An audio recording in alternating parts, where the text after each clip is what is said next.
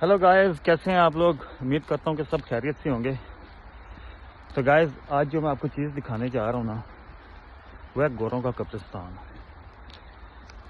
देखें, जो हमारे कब्रिस्तान है ना, उन्हें देख के तो लगता है डर, लेकिन ये इनके कब्रिस्तान ऐसे हैं कि देख के डर ही नहीं लगता, और इतने खूबसूरत।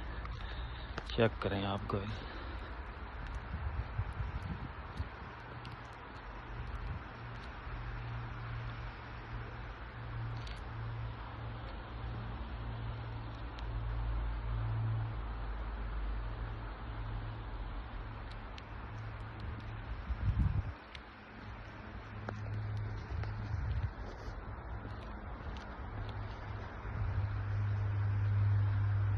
ये इनका चर्च है,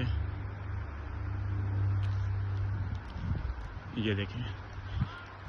आपको पता है यहाँ पे लोग मॉर्निंग वॉक के लिए आते हैं, इवनिंग वॉक के लिए आते हैं। कोई टेंशन नहीं, कोई खौफ नहीं, कोई चक्कर नहीं कि मुर्दे पड़े हुए हैं। देखिए, ये तो अभी सर्दी है ना, स्नो पड़ी हुई है, इसलिए ज़रा ये वीरान वीरान लग रहा है। अदरवाइज़ जब गर्मियाँ होती हैं ना, तो इतनी ग्रीनरी यहाँ पे होती है कि इतना यानी कि खूबसूरत ये लगता है ना। चेक करें।